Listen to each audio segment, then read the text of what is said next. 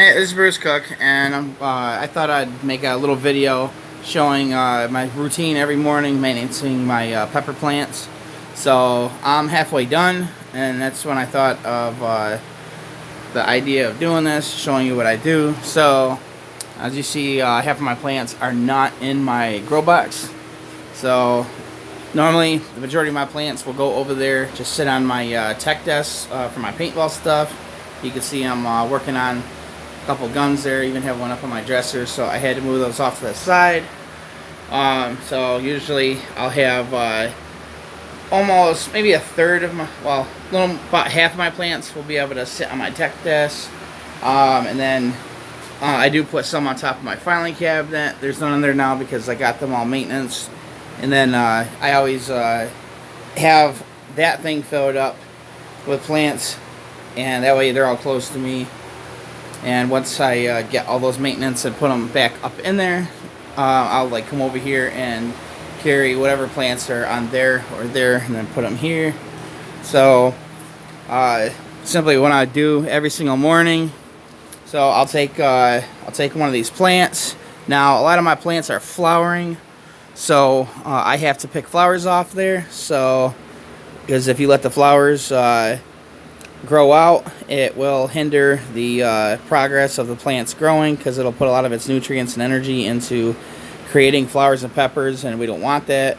My intention is to get these plants as big as possible, so I'm going to be putting them in every one of these things are going to go in 5-gallon containers, with the exception of the red Scotch bonnets and honey lemon drops. I will have those in 2-gallon containers. Those plants weren't really meant to grow. Well, I had yellow Scotch bonnets before, and those things grew just as big as my ghost pepper plant, so maybe they will, but they grew in 2-gallon containers that first season, and they got pretty big anyways. But as far as the rest of my super hots, they're going in 5-gallon containers. So normally what I do is I'll take one of these plants, I will check the undersides of the leaves, and I'll be looking for aphids, little tiny aphids crawling around, because when they feed on the chlorophyll in these plants, it does damage the leaves. Especially when they go after the base of the leaf on the stem, your leaf will normally fall off. So that's the first thing I'll do. And I learned not to smash the aphids onto the leaves. I learned that a while back. Another pepper grower said not to do that because their body fluids can also harm the leaves. So what I do is I literally either kind of brush them off the plant, or if there's like a whole bunch of them, I'll literally just blow on them, like just blow them off onto the floor. You know, in hopes that they're not smart enough to figure out to crawl back up on the wall, back up into the grow box. And then I go around and I check for flowers. I've been adamant about picking flowers off, so this might not have any flowers on it, but I have had to pick flowers off 2 or 3 plants today, and I'll tell you about a quarter of my plants are flowering. So this usually takes like an hour and a half to get all of this done. So, you know, I get up real early to do all this stuff. So it's 6 a.m. my time, as you see. So I got up at 5 o'clock, and then I got straight to doing this. And then the next thing I'll do is, obviously I'll feed the plant.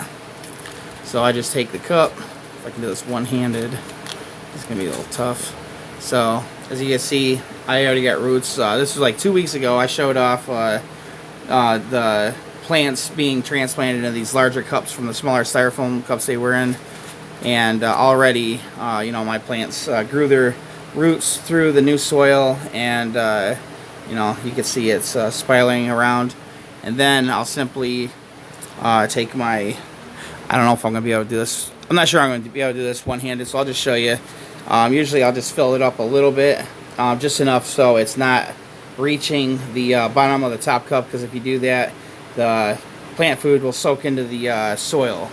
So I'm not trying to do that, because if the soil gets wet and stays wet long enough, you're going to end up with mold. So that's my little ritual every morning. So like I said, this takes me about an hour and a half. And then on Sunday mornings, it's almost a 3-hour process, because I have to do all of the same things I'm doing right now.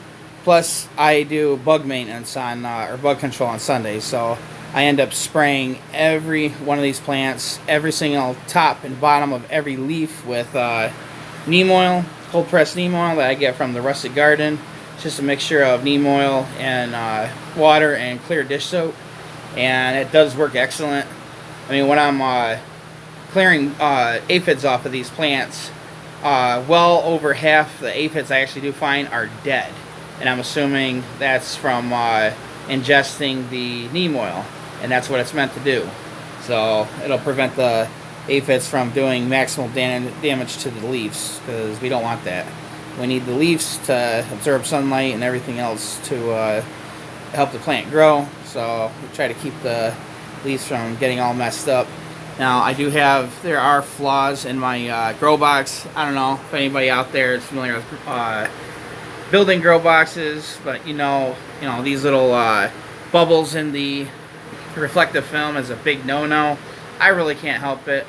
I mean, I had to work with cardboard doing this. I had a good glue, but obviously it eventually failed, and I am seeing the results of the light not reflecting around evenly in this grow box. I will see little burn spots on the leaves here and there, and I'm sure had this not been bubbling and everything would have been perfectly aligned, plants would probably have much healthier looking leaves. But I mean, they don't look bad. I think they look pretty good. I make sure when I use my Miracle-Gro plant food, I don't put too much in there. I'm actually putting more like so if you put the amount the box instructs, that's 18, 18, and 21, the NPK level, it's suggested to do 10, 10, and 10. Well, I use a little less than that, so I think it would be more like 8, 8, and whatever, 8, 8, and 9 or something like that. And it seems to be working really well with my plants. But anyways, I thought I'd share that with you. I just had the idea pop up in my mind as I was halfway through these things. Just show off my little routine. So I hope you guys enjoyed, and I will see you in the next video.